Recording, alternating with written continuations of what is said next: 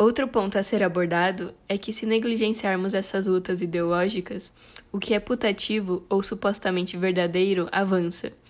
E se falarmos de mulheres, podemos dizer que o avanço putativo para as mulheres irá servir para fortalecer as mesmas estruturas que promovem a supremacia masculina e branca. Vocês conhecem o que chamamos de complexo industrial militar, não? Estão familiarizados com esse termo?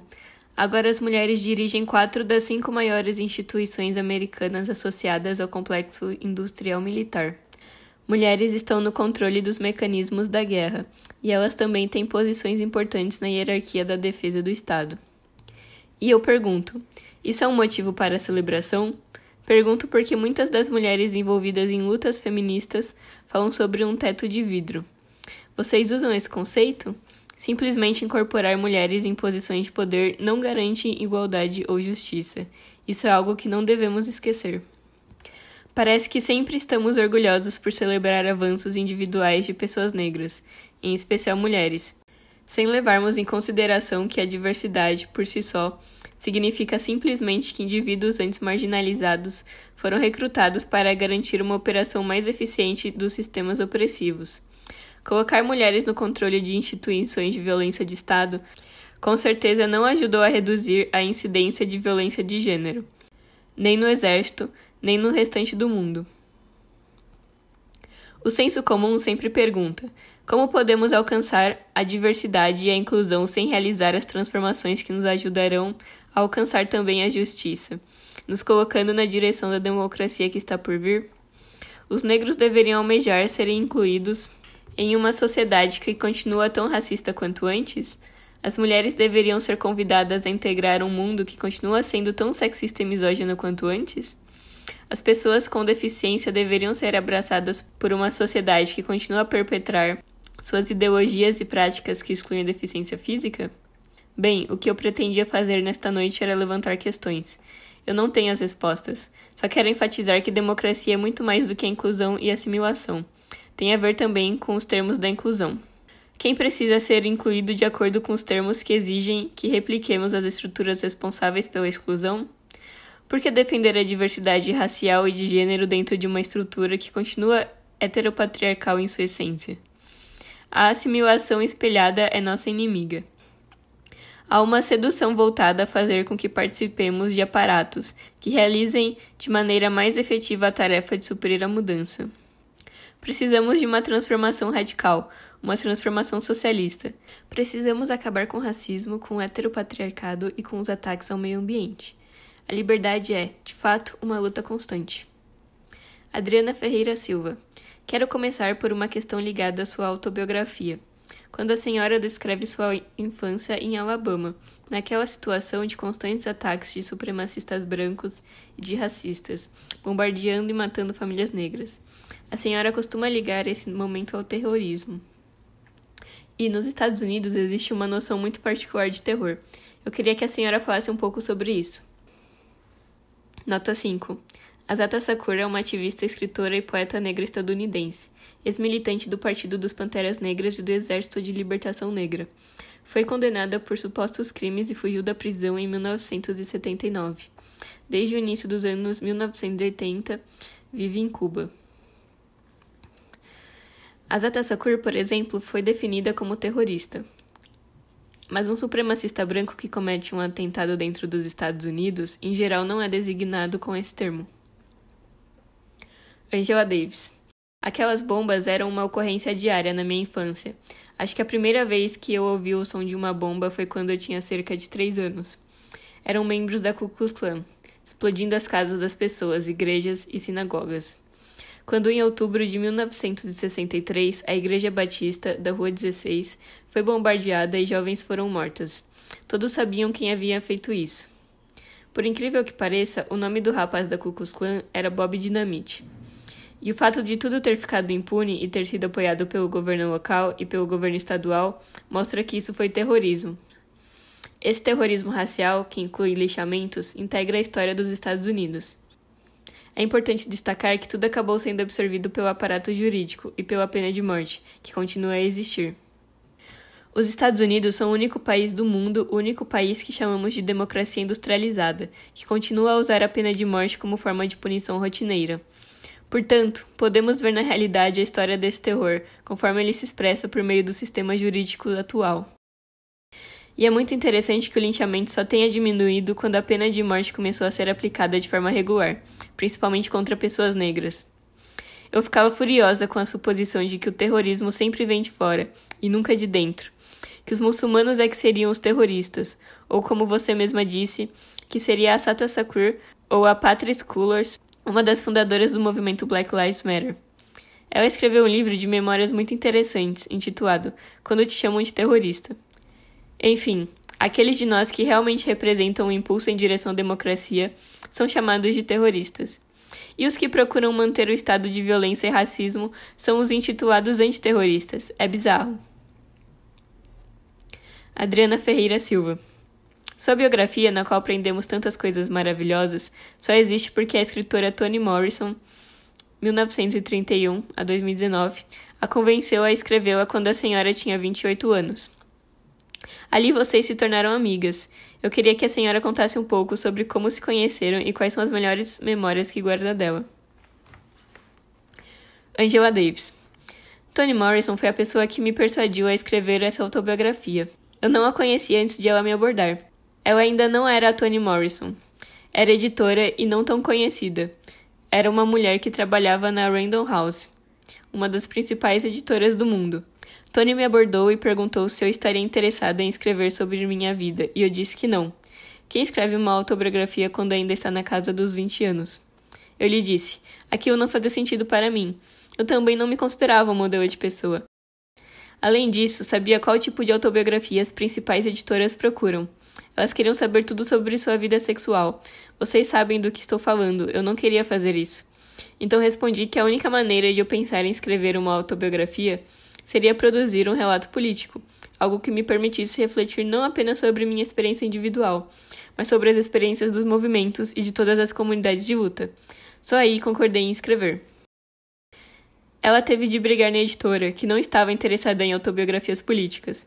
Aprendi muito com Toni Morrison, e continuo aprendendo. Ela faleceu no início de julho de 2019. Seu trabalho ainda está conosco, nos afetando e nos comovendo. Quem a conheceu pessoalmente dificilmente conseguirá imaginar um mundo sem sua risada. Ela foi a responsável pela ascensão da literatura das mulheres negras, quando ainda era editora. Certa vez afirmou, não sou a pessoa que está nas ruas marchando, o que posso fazer é garantir que haja um registro histórico de tudo isso. Ela publicou as autobiografias de Ali Newton, líder dos Panteras Negras, George Jackson, escritor e líder do grupo marxista Black Guerrilla Family. Mais tarde, ela se tornou uma das romancistas mais conhecidas do mundo. Adriana Ferreira Silva. Em sua autobiografia, a senhora relata também diversos episódios de sexismo no movimento pela libertação do povo negro.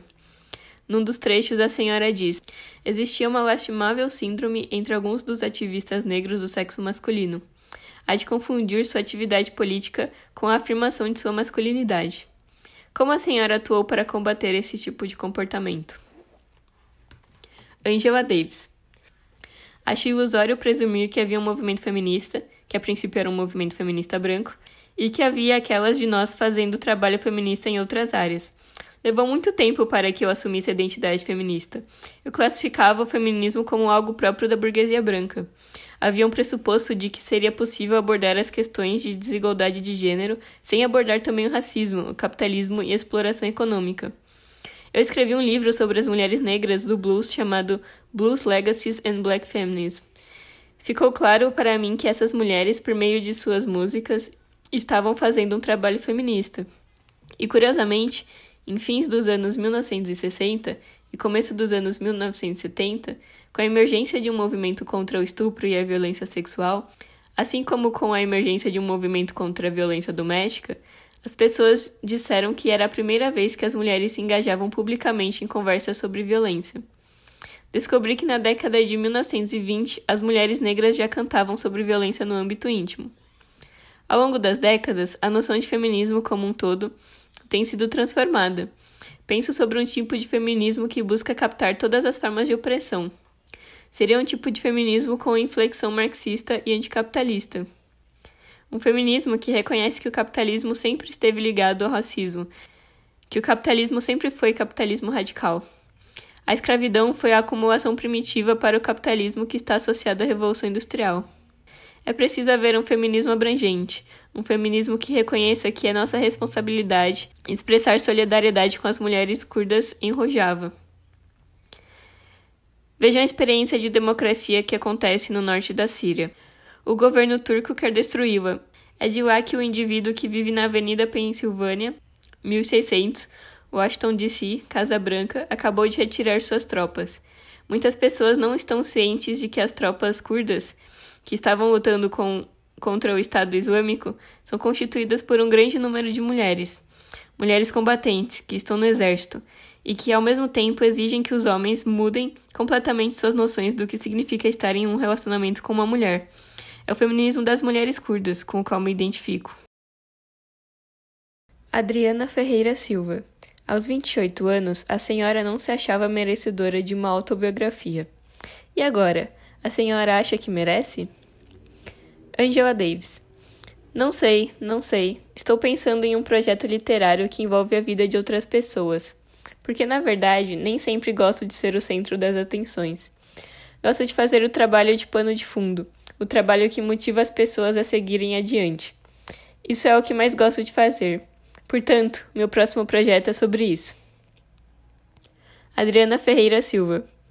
O encarceramento feminino aumentou 700% nos governos Lula e Dilma, entre 2006 e 2016. Deve-se considerar esses governos parte do Estado penal e racista?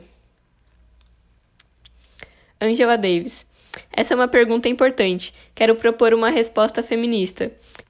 Direi que temos que guardar essas noções e tensões e reconhecer que o Partido dos Trabalhadores representou esperança e gerou novas possibilidades, mas que, ao mesmo tempo, tinha aspectos muito problemáticos, incluindo a expansão continuada da população carcerária. Isso aconteceu também na África do Sul. O que fizemos quando finalmente vencemos o apartheid e conquistamos um governo lá e que se apresentou como não racista, não sexista e não homofóbico, colocando tudo isso na própria Constituição, mas que ao mesmo tempo continua expandindo a população carcerária como consequência do impacto do capitalismo global e suas ideologias neoliberais? E eu diria que se vemos a nós mesmos nos movendo em uma direção progressista, precisamos aprender a viver com as contradições. Nota 7. Audre Lorde foi uma escritora feminista negra estadunidense, ativista pelos direitos civis e homossexuais. Audre Lorde enfatiza o imperativo feminista de aprender a lidar com a contradição, em vez de sermos sempre levadas a escolher um ou outro. É o caso de Barack Obama. Parece já fazer muito tempo que ele foi presidente. Havia muitas coisas em que eu discordava por completo dele, mas ao mesmo tempo eu achava importante que finalmente uma pessoa negra pudesse ser eleita presidente dos Estados Unidos. Eu tinha uma postura bastante crítica em relação a muitas de suas políticas e muitas de suas práticas. E ainda tenho. Mas mesmo assim celebro.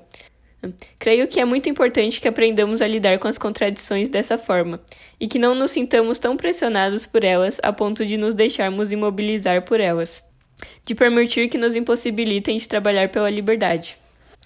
Adriana Ferreira Silva. O que a privatização das prisões significa para o fortalecimento do Estado penal? Angela Davis. A privatização não é apenas a propriedade privada das prisões. A primeira empresa de prisões privadas foi a Corrections Corporation of America. Com ela se deu não somente a privatização da punição, mas também a privatização da educação e a privatização da saúde pública. Na verdade, a primeira empresa de prisões privadas foi moldada com base nas primeiras empresas de hospitais privados. Primeiro veio a Hospital Corporation of America, depois a Corrections Corporation. Alguns dos diretores de uma empresa também atuavam na outra no mesmo cargo. Não podemos analisar a privatização das prisões sem levar em conta o grande impacto do capitalismo global e sem levar em conta o contínuo aumento da concentração de riqueza, o fato de haver cada vez menos pessoas no controle do mundo. Como podem 8 homens controlar mais da metade da riqueza da população mundial? Isso é um absurdo obsceno. Acho importante reconhecer que a razão pela qual a população carcerária tem crescido tanto nas últimas décadas, desde 1980, É precisamente a falência das instituições anteriormente projetadas para atender às necessidades do povo. É o caso de escolas, hospitais, outras instalações de saúde pública e recreação. Quando as empresas dos Estados Unidos começaram a migrar para outras partes do mundo, onde a mão de obra era muito mais barata, tivemos o problema da desindustrialização. E o que fazemos com as pessoas que são deixadas sem trabalho, particularmente no contexto de não termos qualquer serviço para fornecer a eles? Elas são presas. Esse é o motivo pelo qual vimos, nos anos 1980 e 1990, esse vasto movimento de construção de prisões. Se as pessoas perdem seu trabalho, se não conseguem descobrir como viver, se não tem casa, o que nós fazemos? Nós a colocamos na prisão, e o problema está resolvido. Isso não apenas resolve o problema, como cria novas possibilidades para a geração de lucro. A indústria de telecomunicações dos Estados Unidos, por exemplo, está totalmente ligada às prisões, porque as prisões fazem ligações telefônicas. E se vocês soubessem como é caro fazer uma ligação de dentro de uma prisão comparado a quanto custa a mesma ligação fora dela, seria possível entender como eles se aproveitam disso. Não se trata apenas da privatização das prisões, trata-se do impacto do capitalismo global sobre todo o processo de punição e criação de maneiras cada vez mais engenhosas de gerar lucro. Uma vergonha. Isso é o que pessoas como o atual presidente dos Estados Unidos, Donald Trump, pensam o tempo todo. Só pensam em quanto dinheiro poderão fazer. O capitalismo está destruindo nosso mundo. Foi por isso que Greta Thunberg decidiu se manifestar. Ela não conseguia lidar com o fato de que tudo o que essas empresas estão fazendo é destruir o futuro. O Brasil tem uma população carcerária muito grande e está importando um modelo de encarceramento em massa dos Estados Unidos. Se não podemos lidar com as necessidades das pessoas, vamos nos livrar das pessoas que têm essas necessidades. Se não podemos lidar com os problemas econômicos e de saúde, vamos nos livrar das pessoas. Coloquem-nas na prisão. Assim, não é preciso abordar as questões sociais que os governos deveriam estar abordando. Adriana Ferreira da Silva. Temos uma pergunta do senador Eduardo Suplicy. Ele gostaria de saber como a senhora avalia a proposta de criação de uma renda básica universal em todos os países. Angela Davis. Nós nem deveríamos responder a essa pergunta. Deveria ser óbvio que todas as pessoas, por habitarem o mesmo planeta, teriam de possuir os meios para sobreviver. Isso só se torna questionável sob as condições do capitalismo. E é por isso que eu também julgo importante guardar memórias do socialismo, que não mais vivemos. É possível sermos muito críticos dessas experiências e, ao mesmo tempo, abraçar aquilo que nos ajudará a trilhar um caminho adiante. Eu era atraída pelo comunismo justamente por acreditar que todo ser humano deve ter a capacidade e o direito de viver. E os países socialistas, não importa os problemas que possam ter tido, deram exemplos de como as pessoas podiam viver, estudar e se alimentar. Tenho uma amiga que era muito pobre nos Estados Unidos. Ela teve um bebê e queria estudar, mas não havia jeito, tinha de trabalhar para poder cuidar da criança. A partir de determinado momento, ela decidiu ir embora e viver na União Soviética. As pessoas a acharam completamente louca, mas ao chegar lá, viu que a moradia custava algo em torno de 5% da sua renda. Ela tinha creche gratuita, educação gratuita, cursou mestrado, doutorado e acabou se tornando uma grande acadêmica. Nos Estados Unidos não havia esperança de uma trajetória semelhante. Precisamos de uma ordem social que permita às pessoas alcançar seus sonhos e potencializar suas capacidades de trabalhar em prol da comunidade. Deveria existir uma renda anual garantida para todos. Adriana Ferreira Silva. Há muitas perguntas ligadas à necessidade de libertação animal, sobre como o feminismo pode atuar pelo fim da exploração dos animais e sobre a ligação entre a libertação dos animais e a democracia. Angela Davis. O título dessa palestra é A Liberdade é uma luta constante. Quanto mais reflito sobre o significado da liberdade, mais reconheço que não fazemos ideia do que significa ser livre, daqui a 100 anos ou daqui a 500 anos. E frequentemente penso sobre as pessoas que eram escravizadas há 400 anos, há 500 anos, naquele impulso em direção à liberdade que elas sentiam, e em como elas devem ter imaginado uma vida diferente daquela. Sempre gosto de usar o exemplo do que alcançamos na última década em relação às pessoas transgêneras, e como a binaridade de gênero, antes considerada a função absoluta das nossas noções de normalidade, foi completamente desafiada e refutada. Há 20 anos, acho que as pessoas não seriam capazes de imaginar quanto foram importantes as campanhas em apoio aos direitos de pessoas trans, em prisões e em outros lugares. E digo isso para deixar claro que estou convencida de que chegará um momento no qual entenderemos quão prejudicial é o nosso modo capitalista de produção industrializada de comida. Não apenas em termos de crueldade e violência infligida aos animais, mas de danos que causa à terra. A razão pela qual as pessoas aprenderam a comer hambúrgueres produzidos por essas empresas de fast food tem muito pouco a ver com a necessidade de cada um. Tem a ver com lucro. Alguém está ganhando muito dinheiro com o fato de os animais serem tratados de forma tão cruel, com a destruição da terra pelo uso de pesticidas para produzir enormes colheitas. Devemos desenvolver maneiras de nos conscientizarmos sobre como vivemos no mundo e sobre como nos alimentamos. Eu parei de comer carne há muito tempo, antes mesmo de ter consciência dos problemas políticos e éticos. Eu parei de comer carne na cadeia, pois serviam carne com larvas, algo bastante nojento. Com o tempo, me tornei consciente das políticas de alimentação. Não de uma maneira que me leve a dizer a vocês o que devem ou não comer. Estou simplesmente tentando pedir a vocês que se conscientizem, que pensem sobre o que comem, sobre o que ingerem. O que também pode ser responsável por doenças e vários problemas de saúde. Porém, não faz sentido que alguém tenha essa consciência como indivíduo, se ela não estiver ligada a uma comunidade maior. Penso nos povos indígenas e em seu papel histórico como guardiões dessa parte do mundo que habitamos. Quando penso sobre interseccionalidade, penso na importância da intersecção entre várias lutas, penso nas conexões e interrelacionalidades. Se não conseguirmos salvar a Terra, nada do que fizermos terá valor. Deveríamos estar pensando no planeta, deveríamos estar pensando na Terra, deveríamos estar pensando nos oceanos, deveríamos estar pensando no ar. Adriana Ferreira Silva. O embaixador de Cuba está aqui conosco. Ele diz que, em nome da democracia e dos direitos humanos, Cuba vem sofrendo embargo e é punida pelos Estados Unidos há mais de 60 anos. Ele pede que a senhora comente sobre isso. Angela Davis. Bem, eu diria, viva a Revolução Cubana. Fomos muito inspirados ao longo do tempo pela persistência do povo cubano. Mesmo com todos os embargos e ataques, o povo cubano nos ensinou o que significa defender sua forma de viver. Educação gratuita, moradia acessível e todas aquelas coisas de que falávamos agora há pouco. Preciso acreditar que haja alguma forma de socialismo no horizonte. Jamais concordarei com o capitalismo, jamais. E agora é que é mais importante do que nunca desenvolvermos uma consciência anticapitalista e movimentos anticapitalistas. O capitalismo acha que triunfou. Não estou tentando atribuir qualidades humanas ao capitalismo, porque o capitalismo não pensa. O fato de o capitalismo ter sido representado como triunfante após o desmantelamento da comunidade de nações socialistas significa que é mais importante do que nunca criar essa consciência. Porque não queremos que isso seja um dilema humano permanente. O capitalismo afirma sua permanência. Precisamos apontar que o capitalismo não corresponde às necessidades dos seres humanos, ou de qualquer outro ser que habita o planeta Terra. O capitalismo está fadado a seguir na direção da morte, a morte dos trabalhadores, a morte dos animais, a morte do planeta. E o capitalismo não se importa com isso, desde que sua trajetória seja lucrativa. Portanto, nós precisamos criar algo melhor.